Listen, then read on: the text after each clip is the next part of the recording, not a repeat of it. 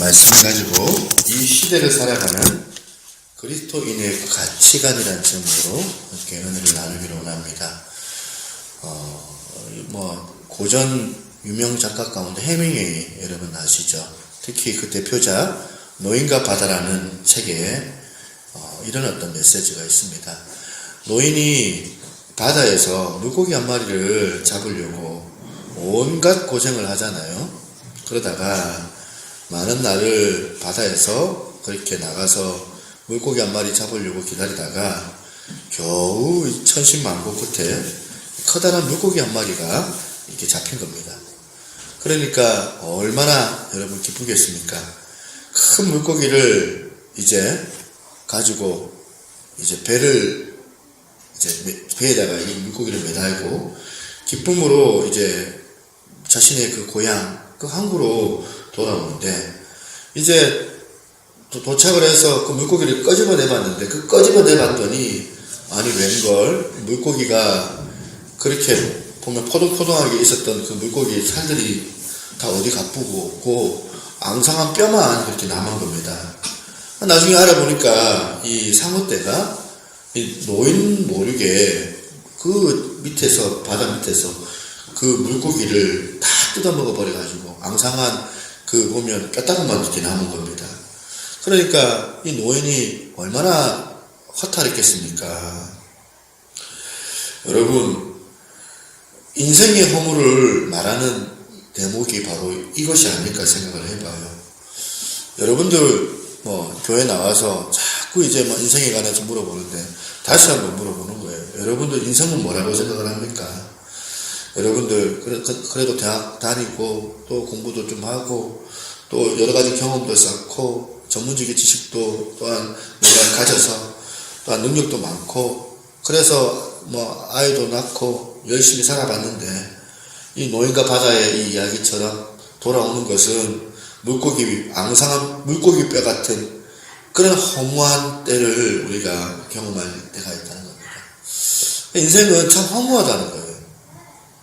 열심히 살았는데 진짜 혼신의 힘을 다해가지고 목숨을 걸고 최선을 다했는데 직장이나 또 사업터에서 그렇게 그야말로 수고를 했는데 많은 사람들에게 또 싸워가지고 경쟁으로 이기는 그 기쁨도 있었는데 그거는 그냥 잠시 잠깐이고 결국에는 이 바다의 이 노인처럼 후회와 이 절망이 가득한 삶을 겪는 것이 바로 우리네들 인생들이 아닌가. 그렇게 절대 권력을 가지고 있었던 이 왕 솔로몬조차도 나중에는 인생의 허물을 노래하잖아요. 전도서 1장 2절 3절 우리가 잘 아는 이런 허무가를 솔로몬이 노래를 합니다. 한번 띄워주세요. 전도자가 이르되 헛되고 헛되며 헛되고 헛되니 모든 것이 헛되도다. 해 아래서 수고하는 모든 수고가 사람에게 무엇이 유익한가. 또 14절에도 내가 해 아래에서 행하는 모든 일을 보았노라. 보라 모두 다 헛되어 바람을 잡으려는 것이다. 지금 이 왕 솔로몬이 뭘 지금 우리 인생에게 경고합니까? 이 땅에서의 삶만 붙잡는 그런 인생은 그 끝이 결국에는 허무함으로 끝나게 되더라. 왕이 부귀영화를 이제 누리고 여러 가지 호화를 다 누려본들 이 솔로몬이 결국에는 불렀던 이 허무가 이걸 우리 인생들이 부를 수밖에 없게 되더라는 거예요. 그래서 우리나라 노래에도 이런 허무가가 있잖아요. 잘 아시는 제 시대보다도 우리 전사님들 우리 시대 제목은 하숙생 그 최유준 씨가 부르는 거.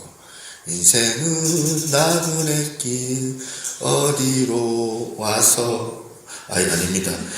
어디로 왔다가 어디로 가는가. 그러니까 인생은 나그네 길.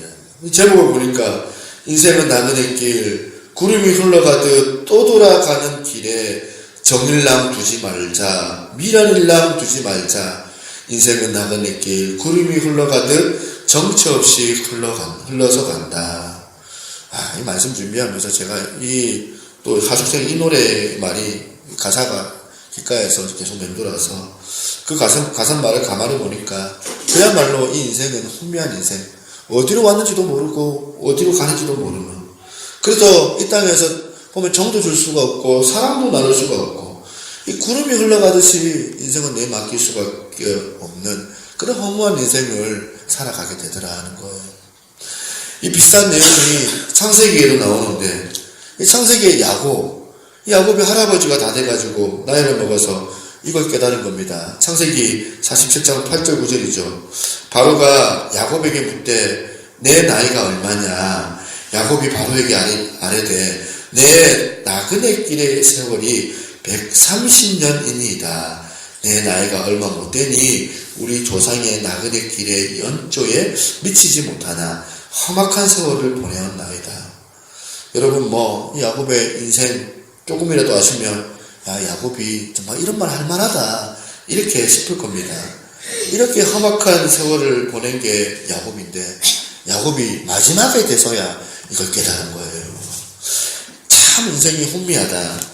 이 일을 말할 수 있는 일이 실제로 영국에서 일어났는데 이게 실화예요.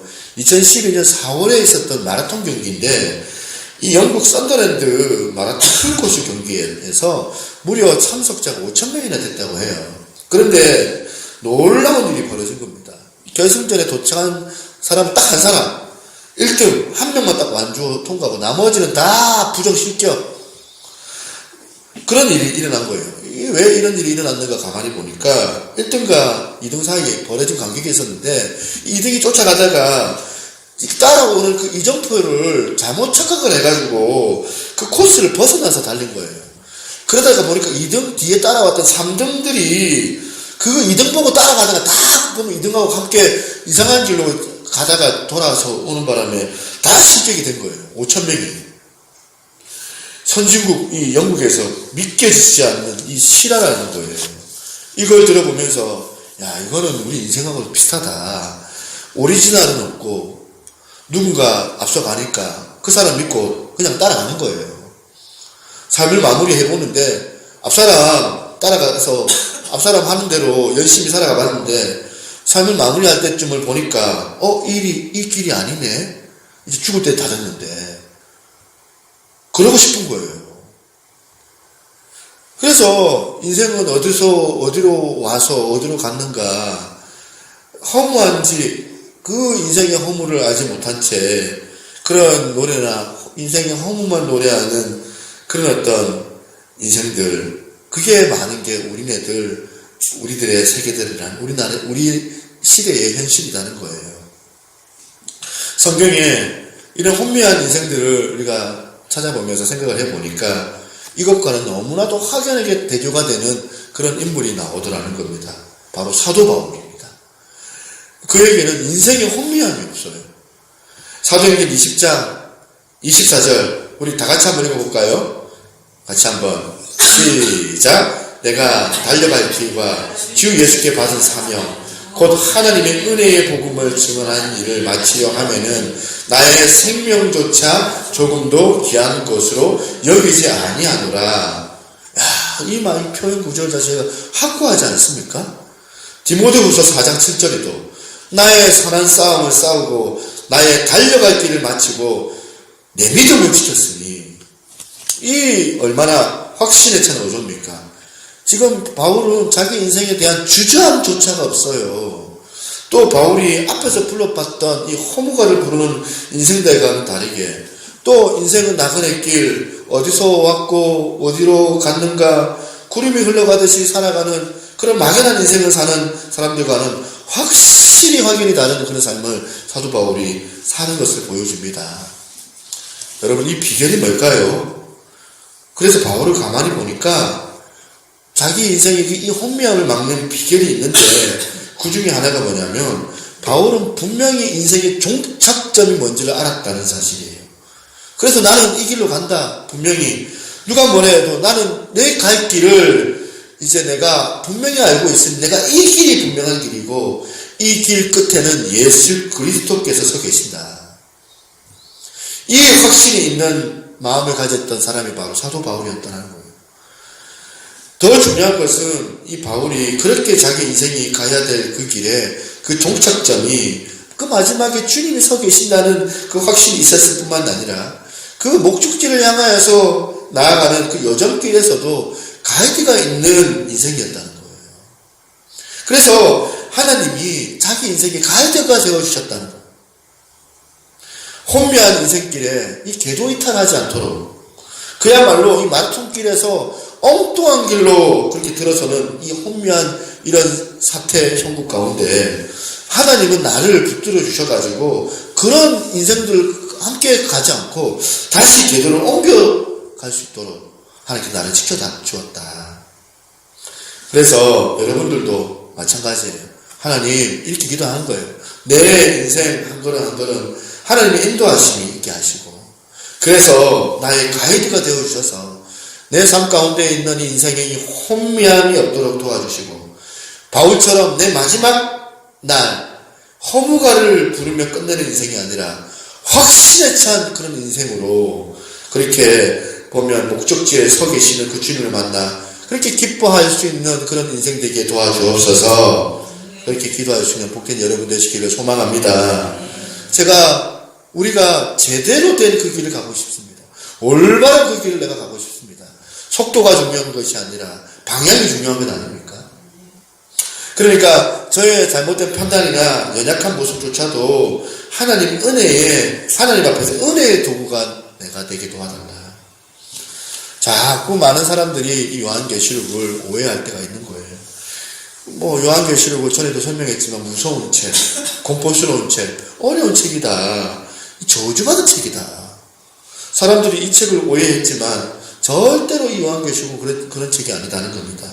요한계시록은 뭐예요? 그 극심한 박해 가운데 절망 상태 가운데 빠져 있었던 그 1세기 때 초대교회 성도들을 위하여서 하나님의 그 배려하심으로 주신 인생 가이드북이에요. 니들이 그렇게 현실 가운데 절망하고 있지만, 니들이 그렇게 지금 고통을 당하고 있지만 끝이 아니다. 끝까지 견뎌라. 견디면 마지막 그 인생의 끝에서 도래할 하나님의 나라, 그 영광을, 이것들을 니들이 맛보게 될 것이다. 그러니 오늘 더 힘을 내라. 이러한 격려의 책이 바로 요한계시록인 줄로 믿습니다. 오늘 본문 요한계시록 21장 6절 한번 보십시오. 또 내게 말씀하시되 이루었도다. 나는 알파와 오메가요 처음과 마지막이라. 내가 생명수 샘물을 목마른 자들에게 값없이 주리니. 이게 장로님들이 기도할 때 알파와 오메가가 되시는 하나님, 처음과 나중이 되시는 하나님, 이렇게 막 그 장로님들이 기도하는 게 바로 여기서 나온 거예요. 여기서 알파와 오메가를 해석할 때 헬라어 첫 번째 이 알파벳, 이게 알파고, 그리고 헬라어 알파벳 마지막 이 첫자가 오메가예요. 우리 전사님들은 다 아실 것 같은데, 영어의 A가 알파고요, 그리고 영어의 Z가 오메가예요. 그러니까 처음과 나중, 시작과 끝, 이렇게 해석을 해요. 그거 맞는 해석이거든요. 하지만 더 깊은 해석을 해보면, 더 깊이 들어가 보면 주님께서 나는 알파와 오메가다 라고 하는 것은 그 정도의 해석이 아니라 더 깊은 그 의미가 있습니다. 주님이 나는 알파와 오메가라고 한 것 중에 그 속에는 하나님의 그 마음, 그 심 중에 비장함이 거기 담겨져 있거든요. 어떤 비장함 말합니까? 나는 한번 시작한 일은 끝까지 한다. 나는 한번 시작한 일은 끝까지 책임지는 하나님이다.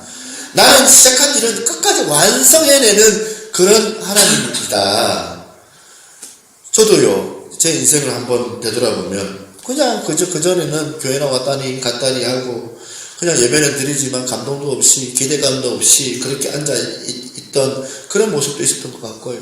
그런 젊은 날 우리 하나님께서 저를 만나주시고, 하나님께서 내 마지막 어쩌면 인생의 그 밑바닥을 내가 헤매고 있을 때에 알파로 찾아오신 거예요. 알파로.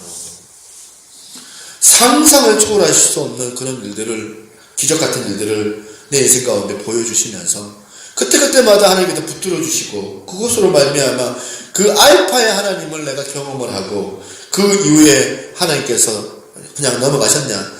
하나님께서 매주마다 몇 시간마다 하나님께서 나를 붙잡아 주시는 그 하나님의 그 은혜를 누리고 살아가고 있더라는 거예요. 그래서 제가 이제 확신하고 있는 게 뭐냐, 이제 내 인생 마지막 날에도 하나님께서 오메가야 하나님으로, 오메가3가 아니라 오메가야 하나님으로 다가오실 줄로 내가 믿는다.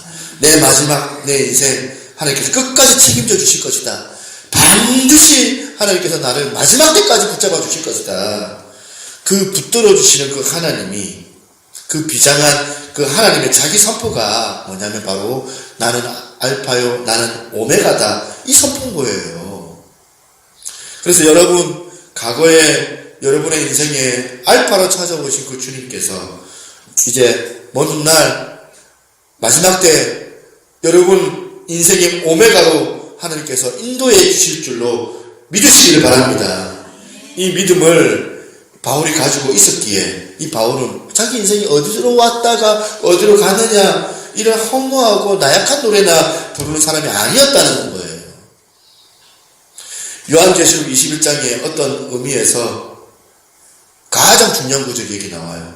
1절 2절 한번 보시겠습니까? 또 내가 새 하늘과 새 땅을 보니 처음 하늘과 처음 땅이 없어졌고 바다도 다시 있지 않더라. 또 내가 보니 거룩한 성 새 예루살렘이 하나님께로부터 하늘에서 내려오니 그 준비한 것이 신부가 남편을 위하여 단장한 것 같더라. 여기 보면요, 여러분, 지금 요한이 몸은 어디 있어요? 지금 유배를 와가지고 반무섬에 갇혀있는 상황. 몸은 그야말로 비참한 그런 상황입니다. 그리고 1세기 때 초대교회 성도들도 마찬가지에 빠네요. 현실은 너무나도 절망적이에요. 너무나도 많은 그 로마의 압제 가운데 실망하고 있는 상황이잖아요. 그런데 지금 사도 요한이 환상 가운데 지금 바라보고 있는 게 뭡니까? 장차 완성될 하나님의 그 교회로 상징되는 새 예루살렘이 지금 예비되어져 있다. 준비되어져 있다. 장차 도래해야 할 그 하나님의 나라, 하나님께서 새 하늘과 새 땅을 우리 가운데 준비해 놓고 계신다. 요한이 그걸 보고 있는 거예요. 신앙생활, 여러분, 세상 사람들과 다른 삶이 우리 가운데 뭐가 다릅니까?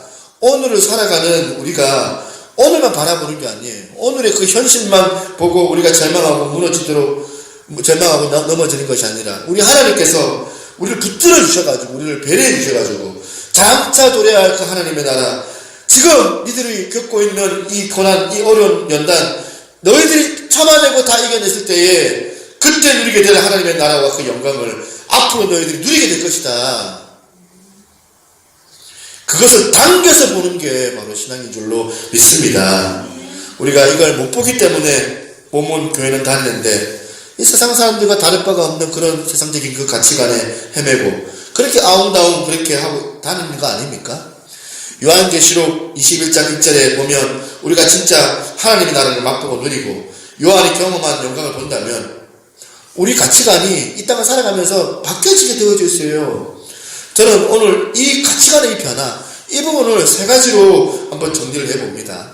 오늘 이 초점이 이 세상을 향한 초점이 아니라 이 초점이 장차 누리게 될 하나님 나라의 그 영광을 우리가 맛보고 우리가 하나님의 그 영광에 초점을 우리가 두고 있다면 우리 삶의 태도가 변해요. 가치관이 바뀌어지는데 어떤 가치관으로 바뀌어지게 되느냐. 첫 번째, 야망이 아니라 거리고 추구하는 인생이 되더라고요.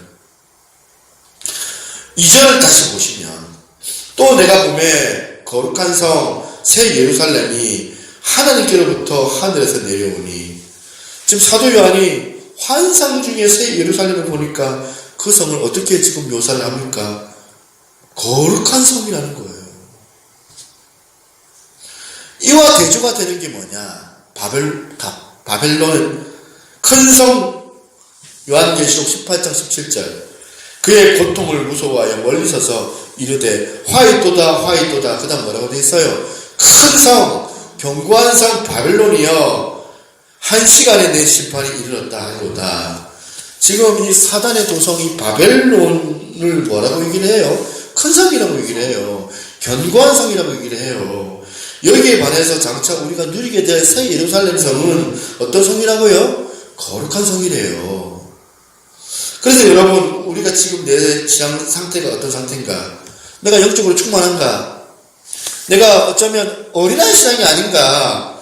이걸 보면 알 수 있어요. 이걸 점검하면 이게 좋은 잣대가 될 수 있다는 거예요. 내가 지금 추구하는 게 뭔가를 보면 알아요. 뭐 나는 목사고, 나는 장로고, 나는 권사라서, 나는 전도사라서. 타이틀이 막 그냥 교회에서 삐까뻔쩍 그렇게 있어서 여전히 우리는 큰 거 이렇게 추구하고 성공 추구하고 유명한 거 추구하고 그러는 우리의 마음을 터두라면 우리는 여전히 영적인 어린아이들. 제 고백을 하자면 사람 많이 오는 게 좋을까요? 사람 적게 오는 게 좋을까요? 네? 많이 오는 게 좋아요. 정직한 고백이 뭐냐면 교회가 성장하면 기쁜 거예요. 근데 교회가 안 되면 슬픈 거겠죠. 부인할 수가 없어요, 내 본능을. 더 놀라운 거는 지금도 그렇게 되면 기뻐요. 제 본능이요, 큰 걸 원해요. 그런데 여러분, 신앙생활은 뭐예요? 정답을 아는 게 신앙생활이잖아요. 우리가 정답을 알아가는 거예요, 말씀을 통하여서. 여전히 내 본능은 계속해서 큰 거를 원해요. 그런 갈망이 있어요. 그런데 내 본능이 내 마음에 큰 거 그렇게 로망이 해가지고 막 수영로 교회 뭐 이렇게 내 마음이 자리 잡고 있지만, 야, 하나님의 나라는 큰 성이 아니구나. 하나님의 나라는 거룩한 성이구나. 이 정답을 알았다면, 우리가 오늘 정답을 알았다면 내일 이 모습으로 정답으로 사는 게 아니더라는 거. 살아내려고 몸부림을 치는 거지. 살아가는 게 아니에요. 그러면서 자꾸 제 안에 큰 성을 원하는 그 마음이 있는데 말씀을 알아가면서 자꾸 그 마음이 줄어지는 것을 느껴져요. 그러면서 내가 큰 교회 목사가 되는 것보다 내가 하나님 앞에 거룩한 종이 되어야 되겠다. 사람들 앞에 유명하고 밥벌이 하려고 막 보면 여유있게 막 보면 저 살아가기 위하여서 보면 그렇게 교회를 세우고 하는 그런 마음이 아니라 사람들한테 뭔가 존경을 받고 인정을 받고 박수나 받는 한우성을 있는 그런 인기 많은 그런 종이 아니라 거룩한 종이 되어야 되겠다. 정답이 이거잖아요. 그런 내 안에 이런 본능적인 이 욕구가 자꾸 살아나는데 그 안에서 정답을 알아가니까 이 열망도 자꾸 내 안에서 일어나고 있는 거예요. 거룩한 사람이 되어야 되겠다. 우리가 정답을 알고 그 정답을 추구하면 여러분이나 저나 언젠가는 그 정답대로 사는 인생이 될 줄로 믿습니다. 그래서 성경에 이 정답을 이렇게 말씀하십니다. 디모데후서 2장 20절에서 21절에 보니까 큰 집에는 금그릇과 은그릇뿐 아니라 나무그릇과 질그릇도 있어 귀하게 쓰는 것도 있고 천하게 쓰는 것도 있나니 그러므로 누구든지 이런 것에서 자기를 깨끗하게 하면 기히 쓰는 그릇이 되어 거룩하고 주인의 쓰심에 합당하며 모든 선한 일에 준비함이 되리라. 세상 사람들은 능력 있는 사람을 원해요. 좋아해요. 그들은 큰 사람을 좋아하지만 우리 하나님은 쓰시기에 합당한 사람이 누구냐? 우리 하나님 기뻐하는 사람이 누구냐? 깨끗한 사람을 좋아하세요.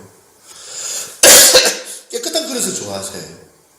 오늘 우리가 그저 눈에 보이는 거 안달복달 못해가지고 막 이것만 보고 이것만 하고 싶고 이것만 하고 살아가고 우리가 큰 것만 보는 그런 인생으로 살아가는데요. 요한처럼 우리가 하나님의 영광 가운데 거룩함을 보고 영안이 열려 장차 도래할 하나님 나라의 영광을 맛보게 된다면 저나 여러분들도 이제는 거룩함을 추구하는 인생이 될 줄로 믿습니다. 사실 거룩이라는 이 단어 카도시 이 구별된 것, 이 어원의 뜻은 구별되었다라는 뜻을 가지고 있는 거예요. 그래서 거룩이 뭐냐면 이 세상과 구별된 게 거룩이에요. 세상은 큰 거를 원하는데 나는 그것과 구별되어 사는 삶, 이게 거룩이에요. 미국의 어떤 한인교회 목사님이 미국에서 자란 자기 딸에게 자꾸 신앙적으로 자꾸 교육을 하는데 자꾸 애가 자꾸 교육을 하면 자꾸 반발을 하면서 이런 말을 한다는 거예요. 아빠, everybody가 다 그래요. everybody. 제가 영어를 썼네요. 에브리바디 모든 사람들이 다 그렇게 산대요. 그러니까 이 아빠 목사님이 이렇게 말했대요. 얘야, 너는 에브리바디가 아니야. 너는 하나님의 딸이야. 이게 저한테 도전이 되는 거예요. 여러분, 우리가 다 에브리바디가 아닙니다. 세상 사람들이 다 그렇게 산다고. 온 세상 사람들이 다 그렇게 산다고. 온 세상 사람들이 다 천국을 짜라가지고 그렇게 살아가도 우리는 에브리바디가 아니에요. 저는 여러분들 하나님의 자녀인 줄로 믿으시기를 바랍니다. 이걸 자각하는 게 거룩이에요. 그런가 하면 두 번째로 기억해야 되는 게 뭐냐면, 우리가 요한처럼 그 하나님의 나라의 영광을 맛보면 어떤 가치관이 변화되느냐, 어떤 태도가 변화되느냐, 물질적인 풍요가 아니라 하나님의 친밀감 회복을 추구하는 인생이 된다는 거예요.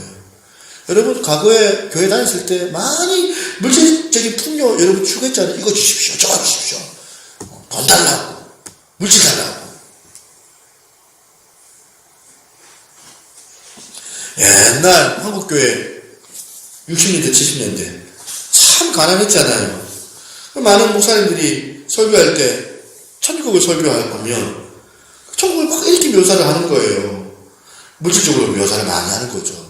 천국이 어떤 데인지 아십니까? 천국이 얼마나 좋은지 아십니까? 천국에는 성곽이 100억으로 쌓여있고 성은 정금으로 되어져 있으며 각종 보석으로 꾸며져 있고 문은 진주로 꾸며져 있습니다. 야, 이렇게 설교를 하면 성도들이 막 부러워하는 거예요. 목사님이 왜 이렇게 설교를 하셨을까? 제가 지금 가만히 생각을 해보면 그 당시에 우리나라는 너무너무 가난했던 나라니까 이렇게 배가 고픈 성도들이 이 물질의 풍성함을 묘사하면 그것 바라보면서 믿음 생활하고 천국을 갈망하라고 그렇게 목사님이 설교하신 건데, 그런데 여러분, 불행하게도 천국의 정곡을 찌르는 그런 설교는 아니에요. 천국은요, 보석으로 꾸며져서 그래서 특정 믿는 게 아니라는 겁니다. 그러면 여러분, 보석봉 하시는 분들, 부자들 누가 천국 가고 싶겠어요? 나 지금 이거 다 누리고 있는데 천국 안 가도 좋다. 나 여기서 지금 잘 먹고 잘 살고 나는 호화롭게 떵떵거리면서 살고 있는데, 천국의 특징을 자꾸 물질적인 이 풍성함으로 설명하면 안 되는 거예요. 그래서 오늘날 여러분 지금 3절에 주님이 하나님의 나라에 대한 본질을 지금 잘 설명해 주시고 있거든요. 20장 3절, 내가 들으니 보호자에서 큰 음성이 나서 이르되 보라, 하나님의 장막이 사람들과 함께 있음에 하나님이 그들과 함께 계시리니 그들은 하나님의 백성이 되고 하나님은 친히 그들과 함께 계셔서, 여기서 나오는 하나님 나라의 이 본질은요, 물질의 풍요로운 물질의 화려함이 아니라 하나님의 그 친밀감의 회복의 상태, 이게 천국인 줄로 믿습니다. 그렇기 때문에 우리가 하나님 알지 못할 때는 그저 주십시오, 물질 좀 주십시오, 돈 좀 주십시오, 물질적으로 무엇을 추구했다고 한다면, 우리가 이제 알잖아요. 하나님의 나라를 갈망한다면 앞으로는 하나님과의 그 친밀감을 추구하잖아요. 친밀감을 영어로 인티머시라고 하잖아요. 영적인 인티머시가 얼마나 중요한지 몰라요. 그런데 이 영적인 인티머시가 중요한 게 뭐냐? 이 영적인 인티머시가 저절로 생기는 게 아니더라는 거예요. 노력을 해야지 습득하는 게 인티머시거든요. 예를 들자면 제가요, 어떤 여자를 결혼을 했어요.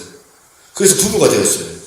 그래서 직장에서 딴따다 하고 결혼식을 해서 퇴장을 했고 신혼여행에 갔는데 부부가 되기 때문에 이제 저절로 친밀감이 주어지는 거, 그거는 오해에서부터 나오기 때문에, 그런 오해를 하기 때문에 가정에 이 불행이 생기는 거예요. 절대로 결혼했다고 해서 친밀감이 생기는 게 아니더라. 시간이 지나가면 친밀감이 더 생길 거다? No, 더 사라져요, 친밀감이. 그 꼴보기 싫은 걸 많이 보고 살아야 되기 때문에, 그래서 이 부부간의 친밀감을 위해서는 뭘 해야 되냐? 노력을 해야 돼요. 뼈를 깎는 노력을 사실 해야 돼요. 그래서 자꾸 부부간에 이 친밀감을 유지하고 몸부림치는 노력이 없으면 한 몇 년 이렇게 지나가면 남편은요, 자꾸 바깥으로 도는 거예요. 바깥 일 빠져가지고 살고. 남편이 자꾸 바깥으로 빠져 사니까 허전한 아내는 남편에게 줄 그 친밀감의 노력을 자식들에게 다 그렇게 해가지고 온통 애만 끼고 살아가가지고 그래가지고 한국 가정의 70%, 80% 제가 보니까 다 위기예요. 위기. 그냥 결혼생활 초인적인 인내로 그렇게 버티고 사는 거지 사랑으로 살아가는 게 친밀감으로 살아가는 게 아니더라는 거예요. 그 많은 분들이 각방을 쓰고 있는 분들이 저를 포함해가지고 한두 분이 아닐 거라 저는 생각을 해요. 왜 그렇게 됐느냐? 왜 저 뒤를 돌아보세요. 그냥 이제 민망할까봐 제가 이제 여러분들 한번 같이 포함해갖고 제 이름을 넣은 건데 그걸 다 쳐다보면 또 이제 뭐가 됩니까? 내가 이국 때는 이거 또 안 할 거예요. 이거는.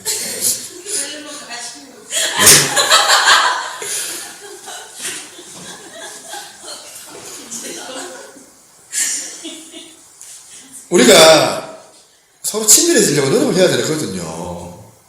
그래서 이제 여보 어제는 어떻게 잤어? 당신도 잘 자다. 그것도 모르고 그랬냐고. 노력을 해야 되거든요. 얼마나 노력을 합니까 우리 사모님이. 신앙적으로도 마찬가지, 영적으로도 마찬가지예요. 여러분들이 예수님 영접하고 구원의 확신이 생겨서 저절로 하나님과의 그 친밀감이 생기겠다고 오산 이런 착각에 빠지는 그 순간부터 여러분들은 영적인 문제가 생기는 거다. 거예요. 여러분 하나님과의 그 친밀감을 인티머시를 얻어내려면 어떻게 되냐? 뼈를 깎는 노력을 해야 돼요. 성경 계속 읽어보려고 하고 묵상하려고 하고 하나님 앞에서 나와 기도하면서 교제하고 기도하고 이런 친밀감 하나님과의 그 사이 관계를 그렇게 노력을 해야 돼요. 친밀감을 회복하려고. 그런데 교회에 가만히 보면 많은 경우 그런 경우가 없습니다. 그런가 하면 성도들 간에 있어서도 친밀감을 위해서 노력을 해야 돼요. 여러분 옆에 있는 분들 보시면 여러분 막 거리감이 있고 별로 안 친해 보이고 우리 그 김세현 지사님은 저를 얼마나 친밀하게 생각하는지 한 번씩 반말도 막 하고 막 할 때가 있지만 제가 반말하지 말라고 한 번씩 내가 주의를 줄 때도 있지만 예배 한 번 딸랑거리고 와가지고 아무런 성도들과의 그런 교제가 없으면 이게 영적으로 치명적이다는 노력하는 거예요. 성도 간의 그 친밀감이 필요해요. 하나님의 그 친밀감을 위해서 우리가 연습하고 훈련받아야 되거든요. 훈련해야 되거든요. 저도 마찬가지거든요. 제가 기왕 설교를 하는데 여러분들 정말 여러분들하고 여러분들 앞에서 정말 사랑하는 그 마음으로 여러분 사랑하는 그 마음으로 내가 설교하기를 원하거든요. 그렇잖아요. 내가 막 열받아가지고 누가 한 사람 때문에 내가 열받아가지고 퉁명스럽게 본문 읽고 오늘은 자습하세요. 제가 설교할 기분이 아니니까 여러분 다 자습하고 돌아가세요. 그럼 이상할 거 아니에요, 여러분들. 여러분들이 아무리 정이 안 가고 여러분들이 아무리 꼴보기 싫어도 저는 설교를 해야 되거든요. 제 역할이 설교하는 게 제 역할이잖아요.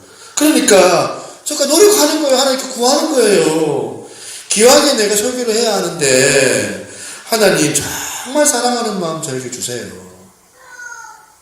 6일 동안 정말 힘들게 살아가고 그냥 애를 쓰고 고생했던 우리 성도들에게 가장 필요하고 유익한 말씀을 전할 수 있도록 먼저 무엇보다 내가 이 성도들을 사랑하는 이 마음을 주세요.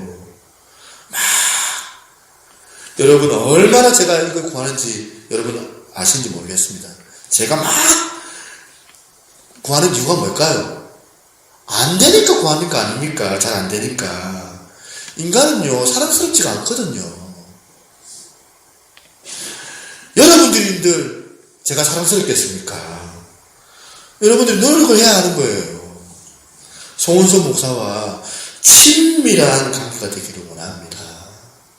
그런 마음으로. 이게 우리가 구해야 할 가장 중요한 기도 제목이거든요. 여러분, 저는 여러분들의 이 셀 모임이 정말 잘 되기를 원해요. 이게 주님이 원하시는 마음이라 생각하기 때문에. 셀 모임, 정말 우리 모든 교회 성도들이 다 참석하는 캠페인 정말 제가 하고 싶거든요. 그래서 제가 지금 원형세라고 지금 한번 한자 해보려고 한다 아닙니까? 코이노니아 셀이라 해가지고 1:1 세트 해가지고 성도 간에 노력을 해야 돼요. 친밀감을 위해서. 그래서 사랑하기 훈련, 용납하기 훈련, 용서하기 훈련, 인티머시가 구현되는 그런 우리 새누리교회가 되기를 소망합니다. 그런가 하면 세 번째, 우리가 하나님의 나라를 꾸게 된다면 인간의 위로가 아니라 성령의 위로를 추구하는 인생이 된다는 겁니다. 요한계시록 20장 4절 한번 같이 한번 읽어볼까요? 시작. 모든 눈물을 시작. 모든 눈물을 그 눈에서 닦아주시니 다시는 사망이 없고 애통하는 것이나 곡하는 것이나 아픈 것이 다시 있지 아니하니니 처음 것들이 다 지나갔음이더라. 저는 여기서 정말 여러분들에게 강하게 드리고 싶은 메시지가 있는데요. 여러분, 이 땅이 위로하는 곳이 아니다. 자꾸 여러분 이 세상에서 인간들에게 위로받으려고 하지 마세요. 사람들에게 위로받으려고 하다가 피부는 사람들이 한둘입니까? 사람은요, 위로의 대상이 아니에요. 위로는 이 땅에서 받는 게 아니라 도래하게 될 하나님의 나라에서 그 위로가 우리 가운데 임하는 줄로 믿으시기를 바랍니다. 우리가 자꾸 인간에게 의지를 해요. 인간의 위로를 받으려고 하는데 인간이 아니라 하나님의 위로를 여러분 받으시기를 바랍니다. 자꾸 사람 만나가지고 사람 기대고 사람한테 막 말하면서 그렇게 위로받으려고 그렇게 하면 나중에 결국에는 상처 더 받아요. 아무리 우리를 위로해 줄 그런 사람 존재가 이 세상에는 없어요. 한 번씩 제가 목사라고 저를 만나가지고 위로받고 싶은 사람들이 한 번씩 또 있어요. 어떤 분은 설교에서는 내가 위로를 받았는데 실제로 저를 만나보니까 제 말과 행동에서 실망했다. 목사님이 설교 때하고 너무 다르다. 이렇게 말씀하시는 분도 계세요. 두 가지 생각을 했어요. 사람들을 만나가지고 위로를 이제 해주려고 하는데 사실 제가요 거기서 느낀 게 뭐냐면 나는 이 사람 위로하는데 나는 누구한테 위로를 받노? 나한테 많은 사람들이 또 이렇게 목사라고 이렇게 찾아와서 또 이렇게 기도도 받고 또 이렇게 신방 가운데서 또 위로를 또 하잖아요. 위로받고 많은 사람들이 제 말씀 가운데 위로받으려고 하는데 나는 누구한테 위로를 받는가? 우리 사모님은 막 그럼 나는 누구한테 위로를 받냐면서 나한테 막 얘기를 하고 내가 위로해 주기를 바라는 거더라고요. 인간의 위로는 그런데 한순간이구나. 언제 내 모습, 내 언행에 이미 우리 사모는 다 실망을 했거든요. 저 기대하고 의지하다가는 큰 코 다칠 겁니다. 아마. 이거는 위로는 하나님께로부터 받는 거구나. 인간에게 여러분 위로받으려고 하지 마세요. 세상에 이 인간 가운데 아무도 위로자가 없습니다. 그러고 보니까 성령님을 성경에서 묘사하는데 보혜사라고 묘사를 하는데 이 보혜사가 위로자라는 뜻이에요. 그러고 보면 보혜사 성령님이라고 우리가 하지 말고 위로자 성령님 한번 따라해 보시겠습니까? 위로자 성령님. 그러니까 우리가 기도할 때 위로자 성령님으로 기도하는 거예요. 위로는 목사가 하는 게 아니고 성령님이 하시는 줄 여러분 믿으시기를 바랍니다. 고린도후서 1장 4절에서 5절 같이 한번 읽어볼까요? 시작. 우리의 모든 환난 중에서 우리를 위로하사 우리로 하여금 하나님께 받은 위로로서 모든 환난 중에 있는 자들을 능히 위로하게 하시는 이시로다. 고난에 그리스도의 고난이 우리에게 넘친 것 같이 우리가 받은 위로도 그리스도로 말미암아 넘치는도다. 바울이 이렇게 절망하다가도 벌떡 일어나고 다시 일어나고 이렇게 고통 가운데 낙심하다가도 벌떡 일어나고 벌떡 그렇게 일어날 수 있었던 이 원동력이 바로 여기 있어요. 벌떡벌떡 일어났던 이 원동력이 바로 위로자 되시는 성령님을 인티머시 친밀감을 가까이 하는 그 교제하는 그 은혜가 바울에게 있었던 거예요. 여러분 얼마나 억울해요. 그렇다면 모태신앙으로 나는 이렇게 교회 다니는데 긴 시간 교회에 투자하고 없는 돈 다 바쳐가면서 그렇게 교회 헌금하면서 그렇게 교회를 섬겨 나가는데 그 위로자 성도님 내가 교회 왔는데 한 번도 경험하지 못하고 살아가면 이 신앙이 얼마나 불행한 인생입니까? 이런 사람이 어느 성도가 찾아와가지고 자기 심정을 호소할 때 막 자기한테 나를 좀 위로해 주세요 이런 말처럼 들리는데 제가 속으로 어떨 때 이런 추임새를 넣을 때가 확실히 있었어요. 나도 외롭다. 나도 괴롭다. 목사님 이렇게 힘들어요. 나도 힘들다 속으로. 나도 어깨만 불리는 사람이 있지. 나도 어깨 기댈 사람이 없다. 제가 어떨 때 한 번씩 그런 추임새를 속으로 넣었어요. 너만 그러냐? 나도 그렇다. 너만 외롭냐? 나도 외롭다. 어떤 성도님께서 저를 찾아와가지고 목사님 제가 목사님 어깨가 되어드리겠습니다. 그러는 성도 한 번도 못 봤습니다. 그냥 어깨 좀 빌려주세요.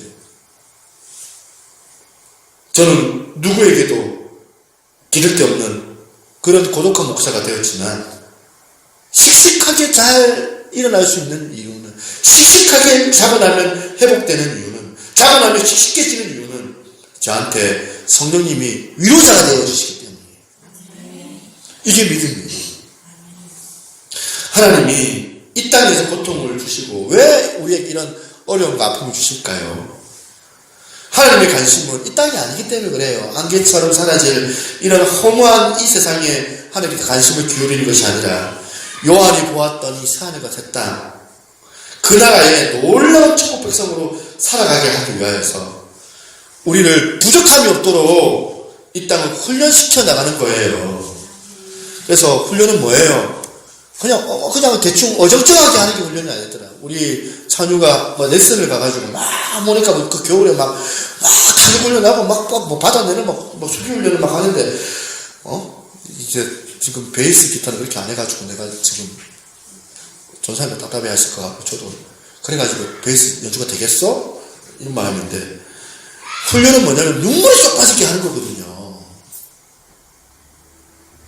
야구선수가요 이제 어제 개막했더라고요. 야구선수가 그 한겨울 동안 뭐합니까? 놀러 다닙니까? 그 겨울에 엄청나게 연습하는 거예요.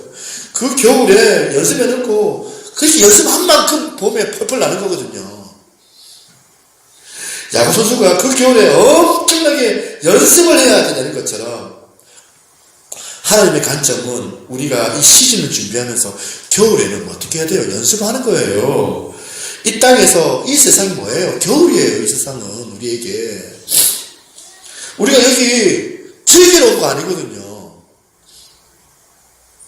자꾸 유명 선수가 자꾸 예능에 막 출연하니까 막 스포츠 기자가 막 걱정하는 그런 기사를 제가 본 적이 있습니다. 자꾸 겨울에 연습하고 계속해서 보면 잘해 매진해야 되는데 훈련해야 되는데 자꾸 예능에 출연해가지고 연예인들하고 같이 막 보면 막 업고 다니고 막 이러니까 겨울에 연습이 안 되니까 망하게 되는 거예요. 망하게 되는 거예요. 이 땅에서 맨날 즐기고 맨날 누리고 쾌락만 그렇게 추구한다면 나중에 힘들어지는 거예요. 여러분 눈물의 훈련 연단의 과정 계시는 분 여러분 계십니까? 여기 조금만 더 견디시면 돼요. 여러분 잘 해오셨어요. 오늘 여러분의 이 눈물의 수고가 장차 돌아가게 될 하나님의 나라에서 눈물 없이 주님을 만나게 하나님께서 우리 가운데 인도해 주실 줄로 믿습니다. 우리가 흘린 이 세상의 이 눈물이 주님께서 그때는 닦아주십니다. 이 소망의 자리로 여러분들이 들어가게 될 줄로 믿습니다. 오늘 이 소망을 가지고 오늘 이 찬양 한번 불러보고 같이 기도했으면 좋겠습니다.